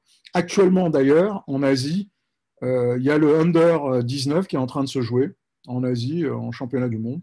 Voilà. Et il y a de plus en plus, alors là, je vais aller complètement dans ton sens, il y a de plus en plus de jeunes au niveau mondial qui commencent à rentrer dans le beach volley. En témoigne le nombre d'équipes internationales actuellement qui sont en très haut niveau et qui sont très jeunes et qui n'ont fait que du beach. Je vais parler tout simplement déjà des Norvégiens. C'est quand même aujourd'hui la paire référence au niveau mondial. Mais il y a les petits Suédois qui sont en train d'arriver et qui sont très très forts avec un jeu très rapide, très dynamique, mais pas que. Voilà, il y a plusieurs nations. Chez les filles, ça avait commencé un peu plus tôt, les jeunes. Pour avoir assisté au JOJ de Nanjing, donc il y a un petit moment, il y a 8 ans, le niveau était assez exceptionnel et on retrouve des joueuses comme Duda, qui est une des meilleures joueuses mondiales, Oleg, le russe, qui est pareil, champion du monde, en l'occurrence, et qui a gagné son ticket au JO. tous ces gens-là sont des gens qui ont participé au JOJ il n'y a pas si longtemps et qui sont dans cette génération de jeunes qui ne sont passés que par le beach. Et je pense que clairement, c'est l'avenir, ça. L'avenir, c'est les compétitions qui se multiplient. Alors nous, au niveau français, on devait, malheureusement, le Covid ne nous a pas aidés, mais on devait cette année déjà faire le France Beach Volley Series Junior. Voilà. Donc, 2022, c'est sûr et certain, si on nous laisse tranquille, si le Covid nous laisse tranquille, on pourra faire le France Beach Volley Series Junior parce qu'il y a besoin de donner des compétitions spécifiques aux jeunes et on va même essayer de trouver le moyen de récompenser ceux qui font ces tournois par des points qui leur permettent de rentrer du coup dans le circuit senior aussi. Ce qui aujourd'hui fait défaut, malheureusement. C'est vrai que malheureusement aujourd'hui rentrer dans un tournoi de série 1, c'est pas facile. C'est déjà pas facile pour des gens qui ont déjà pas mal de points et qui jouent bien. C'est encore plus difficile pour des jeunes joueurs ou des joueurs nouveaux. Donc voilà, tout ça, on est en train de l'organiser, nous, au niveau français. C'est ce qui nous fait défaut aujourd'hui. On doit vraiment, vraiment mettre l'accent sur les jeunes. Et d'ailleurs, si on regarde la répercussion pour qu'on ait de très bons niveaux, au niveau international, il faut aussi qu'on fasse comme les Norvégiens, il faut qu'on arrive avec des équipes jeunes. Aujourd'hui, il y a le Montpellier Beach Volley qui a lancé quand même le pôle espoir beach volley. Donc, c'est le seul pôle espoir qui existe en France en termes de beach volley. Je peux vous dire qu'au niveau de la région Île-de-France, on est en train de travailler à un autre pôle espoir aussi. Mais en tout cas, grâce à ce pôle espoir de Montpellier, on peut se retrouver petit à petit avec des jeunes qui ont démarré tôt le beach et qui vont être happés et qui vont progresser avec un niveau intéressant plus tard. Et ça, c'est un très, très gros travail que fait le Montpellier Beach Volley, parce qu'ils sont à l'origine, hein, mais je peux dire maintenant, le pôle espoir Montpellier, voilà le gros travail qu'ils font. Ils ont une équipe notamment alors, qui sort en partie du pôle espoir, mais en tout cas qui viennent de Montpellier. C'est la paire Rotard-Canet, qui est une très très jeune paire, mais qui est en train de performer vraiment. Voilà. C'est une paire, je pense, d'avenir. Maintenant, bon, évidemment, hein, pour ceux qui connaissent un peu le beach volley au niveau, notamment au niveau, une paire, ça se construit et ça demande du temps. Voilà, ça ne se monte pas comme ça du jour au lendemain. Allez, on met les 2 meilleurs joueurs mondiaux et on a la meilleure paire mondiale. C'est faux, puisqu'il y a déjà eu des tentatives de paires qui n'ont pas du tout fonctionné, pourtant avec de très très bons joueurs. Par contre, je crois beaucoup au travail sur les jeunes. Donc, et si on pouvait créer effectivement des tournois jeunes internationaux un peu plus que ce que proposent aujourd'hui les continents et le niveau international, ça serait top quand même. Je vais continuer. J'ai énormément de questions. C'est super intéressant ce que vous racontez. Avant de parler du pôle espoir et des paires qui sont des thèmes qui me tiennent à cœur, essayons de revenir vers les jeunes.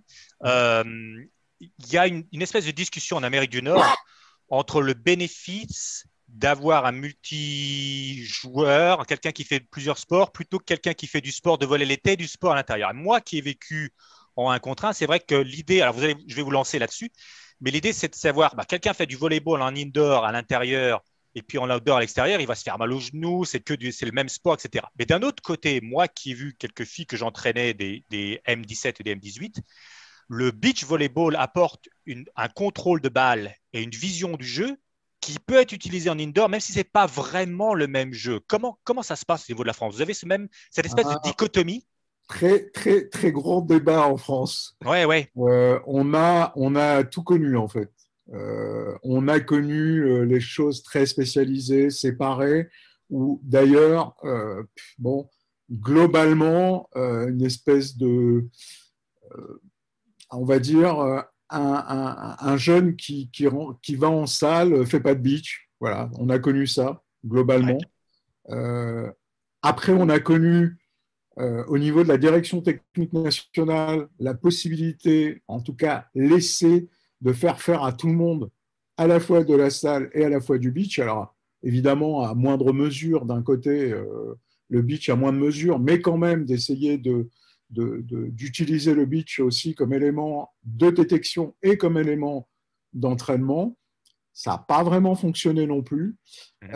Aujourd'hui, je pense que concrètement, la solution… Alors, pour les clubs de salle, clairement, ils ont tout intérêt à faire et la salle et le beach pour la simple raison, c'est que d'abord, ils créent une unité entre tous les gamins. Les gamins, eux, ils veulent jouer aussi en dehors de… Ils veulent jouer tout le temps. Donc, de toute façon, il n'y a pas de souci là-dessus. Mais l'avantage, c'est qu'on retrouve des gamins après le beach, après la saison d'été, on retrouve des gamins qui ont un potentiel énorme et qui arrivent à s'adapter à tout un tas de situations de jeu. Et physiquement aussi, ils gagnent en physique aussi. Et naturellement, du coup, parce qu'on est sur le sable, on travaille sur le sable, il y a un travail naturel qui se fait, qui ne se fait pas en salle. Et du coup, ça aide beaucoup à la progression du joueur individuel, mais aussi par rapport à l'équipe, parce que ça apporte une espèce de cohésion d'ensemble, de vision d'ensemble, et même pour le coach, c'est quelque chose qui peut lui être beaucoup utile. Après, au niveau international, je pense que la réalité est un peu différente, dans le sens que tant qu'ils sont jeunes, je pense qu'il faut leur donner les deux facettes, il faut leur montrer les deux voies, et au bout d'un moment, très rapidement, il faut réussir à les spécialiser dans l'un ou dans l'autre, sachant qu'au beach, aujourd'hui, comme je disais tout à l'heure, ça serait bien de rentrer vite pour spécialiser quelqu'un parce qu'il y a de la place à prendre, très clairement, et que de l'autre côté, je crois que la difficulté, pardon, je reviens là-dessus, la difficulté qu'il y a pour les jeunes, c'est que autant ils voient tout à fait ce qui se passe dans une filière salle, ils connaissent leur parcours, j'arrive, je rentre, je veux devenir pro, je fais telle voie, tel machin, tel truc, et je vais jusqu'au bout, et je vais jusqu'en équipe de France. En beach, ils ne connaissent pas du tout. Ils ne savent pas à quoi mène leur carrière, sachant qu'aujourd'hui, en plus, le beach est un peu particulier au niveau international, puisqu'on est obligé de jouer en fait, avec un partenaire du même pays. Et donc, du coup, en France, du coup, c'est forcément les équipes de France. On n'est pas encore au stade des États-Unis ou du Brésil, où ce ne sont pas en réalité des équipes nationales, ce sont deux individuels qui se mettent ensemble. Et il y a des équipes, en fait, comme un club, on va dire, mais du coup, c'est un club Brésil. Du coup, il y a un club Brésil 1, Brésil 2. Aux États-Unis, c'est pareil. Au Canada, c'est pareil. Au Canada, ils sont considérés nationaux qu'à partir du moment où ils représentent le Canada au niveau des championnats du monde, au niveau des JO, etc. Et voilà. Et le Canada, je trouve que c'est un très bel exemple parce qu'on a navigué entre du très très haut niveau, puis on est redescendu, puis on est reparti, et puis à un moment donné, il a été décidé de créer un vrai pool de haut niveau international, où là on a dit on prend tant de joueurs chez les filles, tant de joueurs chez les garçons, et on y va. Et on fonce, et on essaye d'aller le plus loin possible. Chez les filles, ça a marché, ça a fonctionné du tonnerre de Dieu, notamment avec les deux paires qui vont être au JO, parce que non seulement elles se sont qualifiées, mais en même temps, elles font partie des meilleures équipes mondiales, et depuis un petit moment, et ça… Par contre, chez les garçons, cette année, ça n'a pas fonctionné. Je pense qu'il y a un décalage. Chez les Américains, on voit bien aussi, il y a un gros décalage parce que, et je voudrais donner cet exemple aux États-Unis, ce qui a aidé au développement du beach aux États-Unis énormément, mais côté féminin, puisque ça n'existe pas côté masculin, c'est qu'il y a le beach volley universitaire. Quand on sait que l'universitaire aux États-Unis est très important parce que ça permet d'aller dans des universités connues, maintenant, il y a le beach volley féminin depuis un petit moment. Là. C'était à l'époque Kerry Walsh et Misty May qui s'étaient battus pour faire rentrer le beach volley dans les 13 sports qui existent au niveau universitaire américain. Elles ont réussi parce qu'il y avait une place qui s'était libérée. C'est un peu spécial leur système. Chez les garçons, malheureusement, il n'y a pas de place pour l'instant qui se libère sur un sport qui part. Donc, on voit bien, du coup, quand on regarde les filles et finalement, oui, chez les femmes, on voit qu'il y a encore une équipe d'anciennes, entre guillemets, entre Apple Ross et Alix, je dis entre guillemets, parce que c'est quand même pas des anciennes, mais quand même, et une équipe très jeune, Sarah Sponcil et Kelly Claes qui sortent justement des universitaires il n'y a pas si longtemps. Voilà. Donc là, on a encore un exemple d'un travail qui est fait là du coup par les universités et qui est transformé par le côté équipe nationale américaine, sachant que leur système de fédération est encore différent du nôtre, donc on ne peut pas comparer non plus. Mais en tous les cas, on voit là que ce travail universitaire apporte ses fruits, puisque en réalité, juste derrière, il y a encore 2-3 équipes jeunes qui sont en train d'arriver en force. Et du coup, voilà un autre exemple de jeunes qui débarquent, alors que chez les hommes, pas du tout. En fait, le seul jeune qu'il y a dans toutes les équipes qui étaient potentiellement olympiques, et dans les 2 qui restent, il n'y a qu'un seul joueur, c'est Taylor Crabb, qui est le seul jeune, on va dire, du groupe. Sinon, le reste, les jeunes, il n'y en a pas tant que ça. Il n'y en a pas beaucoup, des jeunes qui se lancent vraiment dans la carrière, y compris en AVP. En AVP, il y a très peu de jeunes encore qui sont là, parce que ce n'est pas facile, etc. Et que, par contre, ils sont happés énormément par la salle, puisque eux, la filière, c'est je fais de l'universitaire, je me montre, je suis en équipe nationale américaine ou pas, mais je pars tout de suite à l'étranger. Et je suis happé par les pays qui sont en capacité de me payer. Voilà, donc pour revenir à ce que tu disais, je pense qu'effectivement, les gamins entre M11 et M15 à peu près, voilà, il faut leur donner de tout à faire. Il faut leur donner du beach, il faut leur donner de la salle. Après, bah, quand on commence à rentrer dans une spécialisation pour rentrer dans le haut niveau, si on a envie de rentrer dans le haut niveau, c'est là qu'il faut arriver à avoir à la fois l'envie du jeune, parce que ça c'est très important, de toute façon au bout d'un moment ça ressort, hein, même si ça n'a pas l'air au début, mais ça ressortira un jour. Et de l'autre côté, ses capacités à avoir des compétences dans l'un ou dans l'autre plus.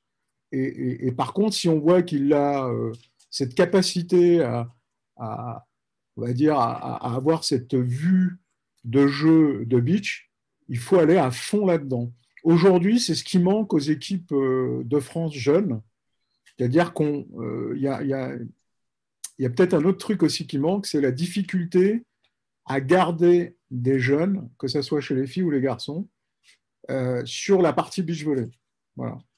Ils sont souvent happés par la salle, et s'ils ont un parcours à la salle qui est un parcours haut niveau et équipe nationale, du coup, bah, en tout cas ceux qui devraient, les coachs des équipes de France Beach qui devraient récupérer tel ou tel jeune, bah, ne peuvent pas. Ne peuvent pas parce qu'on ne leur donne pas la possibilité et que le joueur aussi ne leur donne pas la possibilité. Attention, hein, je ne dis pas que… Enfin, en tout cas, ils n'en ont pas la possibilité aujourd'hui. J'en prends pour exemple quelqu'un qui pourrait tout à fait faire carrière en beach et qui actuellement commence sa carrière à fond en équipe nationale de France, c'est Théo. Théo, aujourd'hui, bah voilà, c'est un joueur, bah, il a montré, hein, il est rentré en équipe de France. Bah, en beach, c'était un sacré gabarit et un sacré joueur de départ. Et il aurait pu faire vraiment quelque chose. Aujourd'hui, je pense qu'il ne reviendra jamais au beach parce que bah, la carrière de salle, y compris professionnelle en termes d'argent, de salaire et tout. Voilà. On avait en équipe de France aussi Julien Lunel. Julien Lunel était un des meilleurs beachers qu'ait connu la France à un moment donné. Bon, voilà, il a failli y avoir un virage, mais le virage s'est plutôt fait côté salle. C'est quelqu'un qui, pour moi, est tout à fait le proto d'un très, très, très, très bon joueur international de beach. Okay. C'est super intéressant. Je ne sais pas, Shafik, si tu veux qu'on continue ou si on est… Au niveau du timing, on est un peu juste, mais comme en plus il y a Karim qui va réagir sur la suite, donc c'est très bien. Je pense qu'on a balayé l'actu en France. Ça serait bien, donc on va enchaîner sur l'actu africain. L'actu africain, j'ai juste partagé mon écran rapidement pour que vous puissiez voir. Voilà. Il y a eu cette semaine, il y a eu le Continental, c'est ça, Cup de beach. Juste rappeler donc, le Kenya et le Maroc sont qualifiés pour les Jeux Olympiques. Ça serait intéressant d'avoir justement le point de vue de Karim, parce que je sais qu'il suit ces compétitions dans le monde. Nous dire un peu comment ça s'est passé, cette compétition à Agadir. D'abord, superbe compétition. Ça y est, les Africains commencent à… Alors, le Maroc, ça fait un petit moment qu'ils avaient pris le virage des organisations internationales, puisqu'ils ont organisé à 2 reprises un World Tour là-bas. Moi, j'en ai vécu un là-bas, hein, donc j'ai pu voir. Ils ont vraiment envie de passer un cran. Alors, ils passent d'autant plus un cran que la présidente de la Fédération du Maroc est maintenant la présidente de la Confédération africaine de volley, et qu'elle est très, très active. Et en même temps, elle est vice-présidente de la Fédération internationale de volley. Donc, triple casquette, mais elle est très active et elle a envie que ça passe. Et il se trouve que là, ce qui est d'intéressant, comme un peu toutes les Continental Cup, mais c'est plus vrai effectivement sur l'Afrique, c'est que là, par exemple, au niveau féminin, on a la chance d'avoir un pays qu'on ne voit pas sur le circuit international, qui est le Kenya. Et ça, c'est plutôt une super nouvelle. Alors, bien sûr, on va dire, le niveau, si on compare le niveau de la Continental Cup européenne avec le niveau de la Continental Cup africaine, il n'y a pas… c'est incomparable. Une équipe, les 2 équipes actuellement qualifiées en Afrique n'auraient jamais pu passer le cap, n'auraient pas pu arriver en finale déjà, au tournoi final de la Continental Cup européenne. C'est comme ça. Mais c'est là où c'est l'olympisme qui prend le dessus, la volonté de la Fédération internationale de donner à chaque continent sa chance pour être représenté sur les JO. Et donc, c'est la Continental Cup qui donne cette voie-là. Et là, la chance d'avoir une équipe du Kenya qui… alors, c'est une équipe battante. On va dire qu'elles ne lâcheront pas une balle, même si elles joueront contre les meilleurs mondiales, parce que malheureusement, leur numéro de tête de série leur permettra vraisemblablement de tomber contre la meilleure paire mondiale. Ouais. Mais en dehors de ça, ça va être une expérience extraordinaire. Et c'est ce qui va aider aussi au développement du volley et du beach à travers le continent africain aussi. C'est ça aussi qu'il faut voir. C'est cette image qu'ils vont relayer. Sur le Maroc, il y a un peu moins de surprises parce qu'ils font partie déjà des nations, sur les hommes, des nations qui sont, on va dire, les plus fortes en Afrique, notamment avec la Tunisie. Hein, c'est les 2 pays, et l'Égypte, pardon. Chez les filles, ce qui est surprenant, c'est que normalement, c'est plutôt les Égyptiennes qui sont plutôt pas mal. Là, il se trouve qu'elles ont loupé le coche. Donc, on a 2 nations qui, en tout cas, ont fait la fête. Hein. Au Maroc, ils ont apparemment fait beaucoup la fête sur cette qualification olympique. C'est normal. Le pays sera au JO, à travers le beach aussi. Oui, tout à fait. Et ça, c'est plutôt une bonne nouvelle.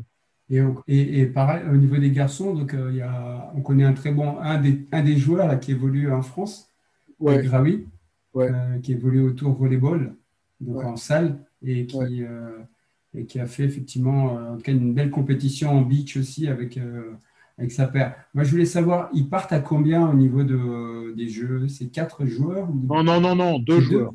Attention, en fait, la Continental Cup, la spécificité, c'est que la finale de la Continental de chaque continent va donner le pays, je dis bien le pays, qui va participer au JO, mais avec une équipe. D'accord. Donc, au pays après, de choisir les 2 joueurs qui représenteront au JO. Ah oui. Voilà. Donc, par exemple, forcément les finalistes. Là. Non, pas du tout. Par exemple, les 4 qui ont joué, on aurait pu en choisir aucun des 4. Alors, c'est pas ce qui est fait au niveau mondial, puisque dans chaque pays, par exemple en Europe, les Suisses qui ont gagné, il y avait 4 joueurs, hein, donc il y avait 2 paires qui ont gagné, qui ont fait un énorme tournoi européen. Et c'est 2 très, très, très belles équipes. eh ben, ils ont choisi de donner la place à une des deux paires qui est celle qui est la mieux classée, la mieux placée au niveau mondial. Mondial, au niveau du ranking. Et donc, ils ont joué. C'était un peu logique. Voilà. C'est plutôt ça qui est choisi par le pays en général. Sur les Pays-Bas, ça a été le cas. Sur les Pays-Bas en féminine, hein, qui se sont qualifiés. En Chine, ils ont fait la même chose puisqu'ils se sont qualifiés au niveau asiatique. Voilà, à chaque fois, en Australie, c'est pareil. Les garçons, par exemple, ils ont choisi la paire la mieux classée sur le circuit mondial. Voilà, c'est à peu près en général ce que choisissent les pays qui gagnent la Continental Cup, mais c'est qu'une seule équipe qui part et non pas les deux. D'accord. Ok, il n'y a qu'une équipe. Ok. Voilà, donc c'était ça a priori sur l'actu, en tout cas au niveau du beach africain. Ensuite, au niveau donc, volley en salle, donc on a longtemps qualifié donc, le Kenya, donc il va y avoir 2 équipes aux Jeux Olympiques, en beach et en salle, qui a fait une grosse préparation. Donc ils ont eu pareil avec l'arrivée de la nouvelle présidente. Ils ont décidé donc de mettre les moyens, donc ils ont fait venir des entraîneurs étrangers, brésiliens, il y a eu Gribic aussi qui est intervenu. Ils ont fait des stages depuis plusieurs mois et ils ont sorti leur 12 qui va partir au jeu avec l'objectif d'aller bousculer des grosses nations. Et de l'autre côté, au niveau des garçons, c'est la Tunisie. La Tunisie qui va représenter le continent africain avec, pareil, donc ils ont fait une bonne préparation. Ils ont fait des matchs amicaux contre les Espagnols et là, donc récemment, contre la grosse équipe d'Italie. Et c'était pas gagné d'avance, hein. Il y avait vraiment toute la grosse équipe avec Zaïtsev, avec Antarena. Et c'était des sets assez serrés, 29-27, 29-27. Après, c'est toujours, voilà, c'est un match amical, mais en tout cas, ils vont essayer, pareil, de faire, de bousculer certaines équipes qui sont dans la poule de l'équipe de France, pour information. La Tunisie est dans la poule de l'équipe de France. Voilà, c'est considéré comme le petit poussé, hein, clairement, de cette compétition, mais on ne sait jamais. Après, ils ont une tradition de volley de salle quand même assez présente au niveau de la Tunisie. Ouais. Ce qui était moins le cas avec le Kenya, et ça, c'est une très belle nouvelle aussi qu'ils aient mis les moyens. Comme quoi, parfois, c'est une question de moyens aussi. Parfait. Voilà, donc c'était tout pour l'actu du volley africain. Il nous reste deux sections assez importantes, c'est les équipes de France féminines et masculines. Je vais à nouveau partager ma slide. Au niveau des filles, vous savez que là actuellement elles sont au repos. Elles sont au repos là après la Golden League et elles reprennent donc le 9 juillet à Mulhouse, donc un stage de reprise. Et ensuite, donc, j'ai eu, grâce au manager Emmanuel Fouché, j'ai eu des dates des matchs amicaux qui vont avoir lieu, en tout cas les matchs amicaux ouverts au public d'ailleurs. Donc, je les ai mis là dans la slide, le 19, le 24, le 7 et le 13, à Mulhouse, à Orléans, l'espace Mayenne. C'est Laval, hein, c'est bien ça, Pierrick, l'espace Mayenne. Je ne sais plus, mais… c'est ça, ouais. C'est ça, ok. Voilà, donc ils vont avoir quand même une belle opposition contre la Suède. Donc je pense que ça va être super intéressant. La Hollande aussi. Donc voilà les 4 matchs qui vont être ouverts au public et qui auront lieu, donc, comme j'ai donné, le 19, le 24 juillet, le 7 août et le 13 août. Et ensuite, on a eu le planning, qui est le planning des matchs, et ça démarre… je ne sais pas si Mehdi est là, mais il peut donner un peu son point de vue, notre spécialiste du volley féminin. Mais ça démarre avec du lourd, avec direct la Russie sur cet Eurovolley. Donc, Russie-Serbie, du lourd. Alors, qu'est-ce que tu en penses, Mehdi? Direct d'entrée? Déjà, bonsoir, oui. Direct d'entrée, je pense que c'est peut-être mieux de commencer par les Russes d'entrée et les Serbes, parce que faut pas oublier que la Russie et la Serbie vont sortir des Jeux Olympiques et on ne sait pas comment elles seront leur état de forme, mais bon, d'accord, à voir. ah oui, Et après, Voilà, donc Russie, Et Serbie. la Serbie chez je crois elle, qu'elle sort des jeux, je pense que elle va avoir la grosse équipe à la et, maison. et surtout, je sais pas s'il y aura du public à Belgrade, mais en tout cas, voilà, on verra bien. Et après, donc, la Bosnie après la Serbie, l'Azerbaïdjan et finir Il faut par par la le Belgique. meilleur des duels, la Belgique. Voilà, donc objectif, c'est top 4 et parmi les 4 meilleures équipes, c'est ça, pour pouvoir continuer, c'est bien ça. Voilà, parmi les 4 meilleures équipes pour pouvoir sortir de la poule et rencontrer en huitième. Si on termine quatrième, je pense qu'on rencontrera le premier de la poule chez la Croatie, je crois. D'accord. Enfin, de la poule de la Croatie. Ok. Merci beaucoup, Mehdi, pour ce complément d'information. Et ensuite, concernant les garçons, donc, j'ai eu quelques infos. Normalement, je crois qu'ils partaient ce soir. Karim, tu peux confirmer, hein. Je crois qu'ils partaient ce soir pour Tokyo, donc avec les 12, les 12 joueurs donc, sélectionnés, plus tout le staff. Donc en direction de Tokyo pour aller. Après, j'ai pas eu le planning, mais je pense que Pascal Foussard nous donnera les infos dans la semaine sur la préparation, sur les matchs amicaux qu'ils vont avoir là-bas, les différentes oppositions. Mais en tout cas, le départ, c'était ce soir pour Tokyo. Voilà. Christophe, il me reste juste une dernière news et on aura fini ce chez Sport. C'est concernant Umaima. Donc, il y a toujours l'appel à la solidarité pour aider la famille d'Umaima, donc atteinte malheureusement d'un cancer rare et grave. Il y a une grosse mobilisation du côté de Florange.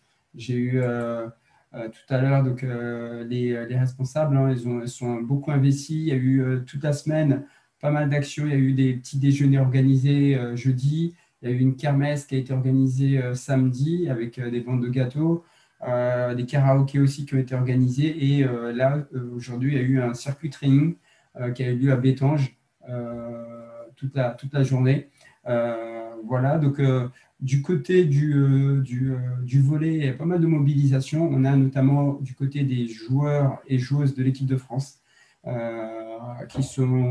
qui ont fait des dotations. Alors, il y en a qui ont fait des dons directs sur la cagnotte Litchi qui est disponible sur la page chez Sport. Mais il y a aussi donc, des joueuses qui ont donné des maillots, notamment Lucie Jikel, Christina Bauer, Miam Cluster, Odette Endoy, Alexandra Dascalou, Julie Oliveira, Juliette Fidon, Benjamin Tonucci, Nicolas Le Goff, qui ont donné des maillots qui vont être mis en vente dès ce soir. Alors, on va mettre en place notamment le premier maillot, ça sera celui de Lucille, maillot de l'équipe de France, qui sera mis en vente aux enchères ce soir sur la page chez Sport. Donc, n'hésitez pas à commenter, à mettre vos enchères. Tous les fonds, donc toute la somme va être versée intégralement au collectif pour cette jeune joueuse de volleyball de 15 ans qui est malheureusement touchée par ce cancer. Voilà, concernant les news, en tout cas de mon côté, Christophe, je te laisse conclure. Non, c'était très très bien, très intéressant comme toujours. J'aime beaucoup le fait qu'on puisse parler des autres disciplines volleyballistiques, si on peut le dire ainsi, que ce soit le beach, que ce soit le 4x4 comme Karim en parlait, que ce soit l'herbe ou le snow, etc. Allô. Oui, j'essaie de... Tu m'entends? Oui, on t'entend. Donc, je vais remercier tout le monde, remercier tous les intervenants. C'est vrai qu'on avait plein de questions. Toutes ces activités volleyballistiques sont intéressantes. Moi, il fait 35 degrés ici au Canada en tant qu'expat. Donc, je vais partir à la plage, Karim. Hein. Je vais aller me faire un petit beach maintenant. Je vais aller transpirer un petit peu. C'est pas bien, ça. C'est pas bien parce qu'en région parisienne, il n'arrête pas de pleuvoir. Je suis désolé. Eh bien, écoute, venez ici. On va vous montrer comment ça se passe, le beach, avec les Canadiens et les Canadiennes. Bonne soirée. Merci à tous. Ouais, merci beaucoup, Karim. Et puis, on se retrouve dimanche prochain. Merci, Shafik. Merci, Christophe. Merci tout le monde. Salut. Allez, bonne soirée.